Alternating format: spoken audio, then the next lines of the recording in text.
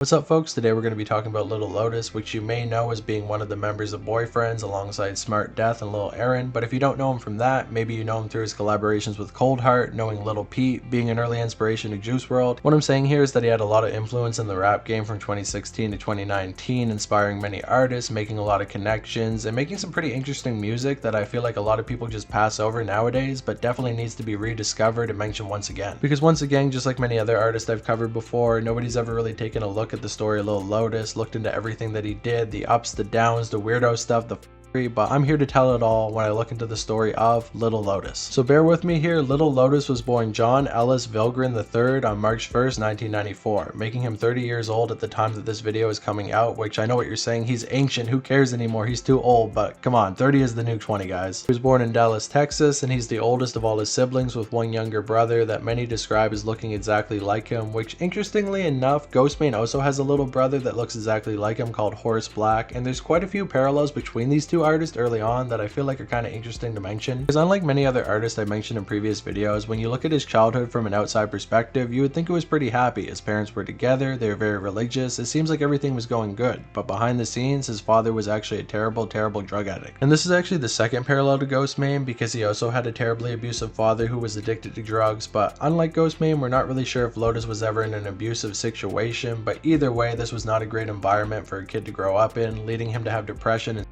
thoughts at a very young age. But despite all of that, you would never be able to tell just by looking at him. He seems like he's always a really happy-go-lucky guy, has a smile on his face most times, and he just seems like overall he's very positive. So either he's hiding his pain very well, or maybe he's just like that. Maybe he's able to deal with the adversity very well and just go through it with a smile on his face. Growing up, he would mostly only listen to church and religious music, which he liked but never really fell in love with, until his friend actually ended up stealing an iPod from school, jailbreaking it, and putting a bunch of different songs on it from Linkin Park and other bands of that type, and Lotus absolutely fell in love with that type of music. This inspired Lotus to start making his own music and wanted to join a band at a very young age, but the only way he could actually convince his parents to buy him a guitar is if he played in his church band in front of everybody at the mega church that he went to in Texas, and despite not really liking religion that much, he liked performing, so he went through with it. And this shows that his father actually did really care about Lotus. He just wasn't sure how to show his love and would only be able to cultivate his creativity in different ways, and of course he was very proud of his son for performing in front of the entire church, but despite that, Lotus would eventually get tired of this and want to stop playing by the age of 15. He was always somewhat of a troublemaker in school, but at this point he would start to do drugs in class, skip school, start tattooing his arms and face. Outside of school he was vandalizing stuff, playing with cherry bombs, and just overall being a nuisance in a kind of Bart Simpson type of way. Bart,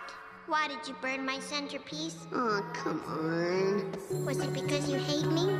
Or because you're bad? I don't know. I don't know why I did it. I don't know. And eventually all this trouble led him to get expelled from school and be homeschooled by his parents for a short time. Unfortunately, by the age of 17 though, his father was finally sick of life and told Lotus that he was going to end himself, which Lotus didn't take that seriously at first, but unfortunately that came true not long after, and his dad was put on life support. He was put on several machines and was in quite a bit of intense pain, but despite that, the family just couldn't bring themselves to finally pull the cord and let him pass on peacefully, so unfortunately the decision came down to Lotus to make at only the age of 17. He thought back to when his father told him that if he ever somehow got sick and got put on life support and then got better after that, he would beat Lotus's ass, so he decided to tell his dad, "I'm gonna pull the plug," held his hand, looked him in the eye, and then he passed away in his arms. Now of course this was extremely traumatizing for Lotus, having to be the one to make the decision, and nobody in his family really could console him because they were all grieving in their own ways on their own, so he decided to just skip town, leave his family home behind. He'd come back once a month or so, but mostly he was just sleeping on couches, park benches, and playing in metal bands. This lifestyle went on for a while until on Lotus's prom night he accidentally threw a cherry bomb into a cop car and ended up severely hurting the cop, getting him an aggravated assault charge on a police officer, which should have been big time in prison, but luckily for him his lawyer was able to plead it down and really harp on the fact that Lotus was a troubled teen who was just going through something, so he only got time served plus probation for the next couple years and was able to get out of jail without too much trouble. Until he once again got in trouble with the law when he was camping out at an abandoned house. Somebody ended up screaming after getting spooked because supposedly the house was haunted, and then they all got arrested on trespassing once again. Now of course trespassing isn't that big of a crime and most of his friends ended up getting bailed out of jail, jail, but he wasn't bailed out of jail because his mother was like, okay, you just got in trouble on Friday, now you're in trouble again, you can stay in there. But for Lotus, it was kind of a big deal because of course he was on probation, so this would have been a violation of his probation. But luckily for him, since he got in trouble so soon after the first time, they hadn't actually put his probation into the system, so once again he was able to skirt the law. Let me tell you, somebody is definitely on this guy's side, and yes, I know I just said probation like 3 or 4 times. I'm sorry for repeating myself, but it is what it is. After this, Lotus continued to live the same way, not getting in trouble with the law anymore, sleeping on couches, still playing in a metal band. But after he conceived his first child with his then girlfriend, he knew that he couldn't keep living his life like this so recklessly, so he decided to get a real job at a warehouse. He ended up getting his forklift license somehow, even though he was heavily addicted to drugs and was always drunk every day. But despite that, he was moving his way up through the warehouse, which is pretty common. A lot of those people are drunk in the warehouse, and he was thinking that this was maybe how he was going to live the rest of his life. This was until one of his buddies, known as Scum, who's also a fellow artist from the Texas scene, would show him some music from Cold Heart, Horsehead, Slug Christ, and Wicca Phase. And of course, being a big fan of Linkin Park and that type of music, seeing it mixed with rap really inspired Lotus to make his way as a solo artist, leaving his band and starting to make music under the name, wait for it, Tremor. Yeah, okay, it's not that impressive, but that's the name he was going under when he first started making music as a solo artist. He started creating music in his room with some pretty shitty equipment, so his early music wasn't very well mixed, produced, or put together in any way, but he was able to learn all these things and eventually make better and better music. But unfortunately, we can't really check it out because all the Tremor music and even some of the early Lil Lotus music is completely gone. Him and Scum would create a couple tracks together which got a minor buzz in the Texas scene, but it wasn't until he created 2 tracks that actually got posted on his Story that he was finally able to make a buzz in the underground scene. These were his songs Run Home and Scared to Die, and I'm not really sure what the process was of getting your song on a Story back then. I think maybe he just discovered music that he liked on SoundCloud and then reposted it, but either way it got big views and Lotus was finally an established artist. These 2 tracks would catch the attention of Ned Arb, who's a pretty well known producer in the underground scene, who was actually living with Cold Heart and Lil Peep at the time, and it turns out that Lil Peep liked the music so much he actually convinced Cold Heart to hop on a track with Lotus, and Lotus was a huge fan of both Horsehead and Cold Heart, so this was super cool for him, and the track is still his biggest to this day. And that track is known as Body Bag, which was put on the mixtape known as, well, Body Bag. And after that, Lotus was making some actually pretty decent money off his SoundCloud, so he was able to move to LA and start making music there, but he couldn't live there full time because he still wanted to see his son in Texas, so he'd often fly back and forth each week. Lotus ended up finding a manager in LA who actually got him an offer from a record label, but Lotus would turn it down because he wanted to be a full-on pop star and he felt like the money was just too low. Apparently back in the day you could actually make some pretty decent money off of SoundCloud because he was able to pull his own weight and buy a lot of drugs with that money because he was going through an endless cycle of exes, doing coke with them, getting addicted to Xans, and just overall wasting all his money on drugs and not making as much music as he probably should have been. But before you judge Lotus, you need to realize this is kind of the cycle of addiction taking place. His father was a terrible addict, he passed away, Lotus wasn't able to deal with it, so he was filling the hole in himself with all these drugs, women, and everything else that came with the whole rock star lifestyle. He ended up doing a small tour called the Nothing Nowhere Tour, where about 35 people would show up to each show, which is better than the Blood and Bones tour as well as most Smoke Perp shows, so I guess he was doing okay. Unfortunately, this tour ended up getting cancelled halfway through because he was messed up on too much alcohol and drugs, so his then manager told him to go to rehab, but he had actually met somebody on the tour known as Cam, now known for being the host of the Mask Gorilla podcast.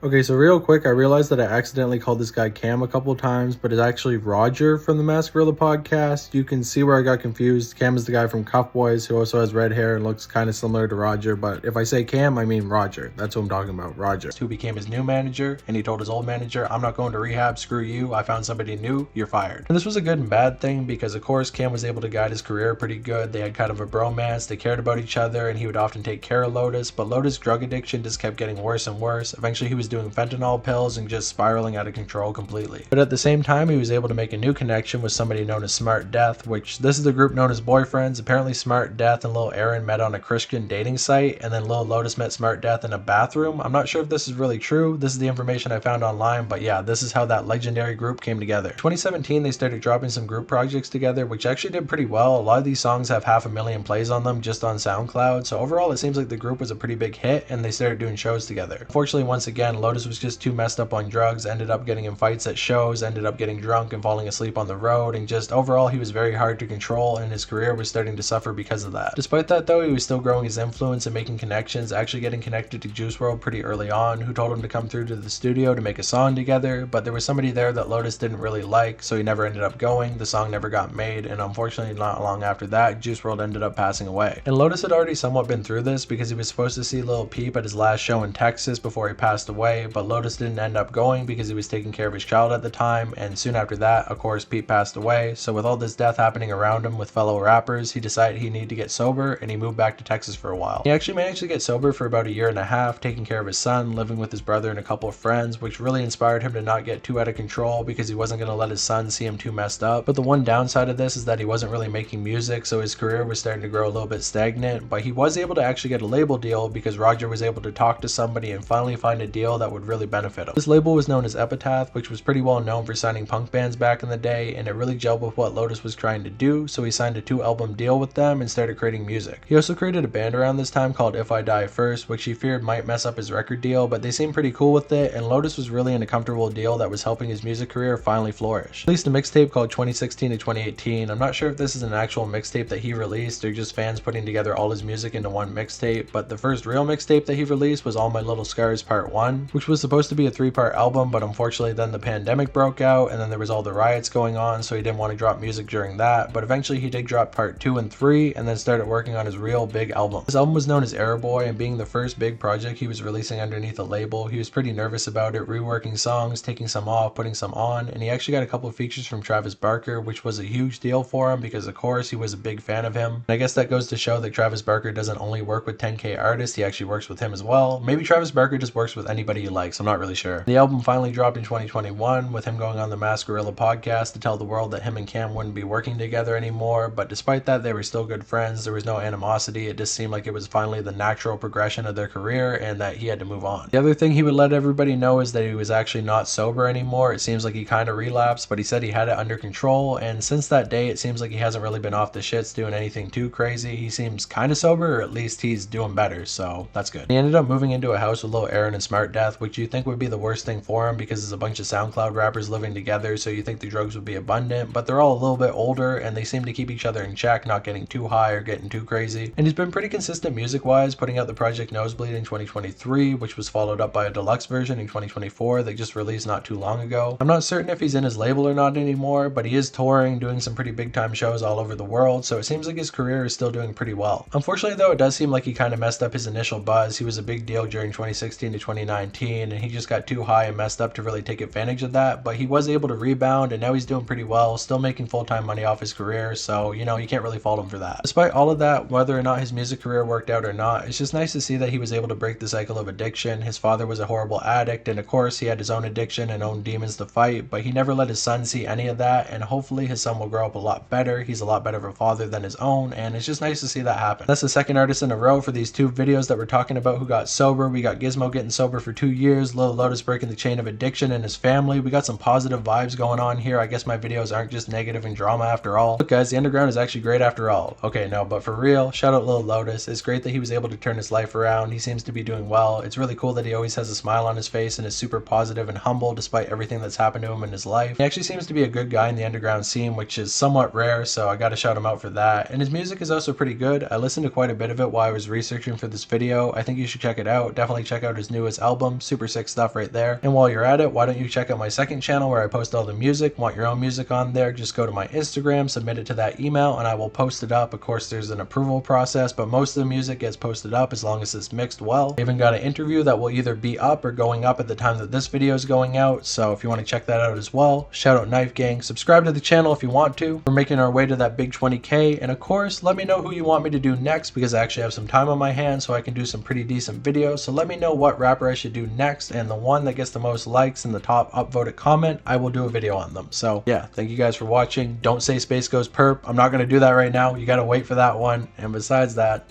thank you guys so much for watching. Talk to you next time. Bye. Knife Gang.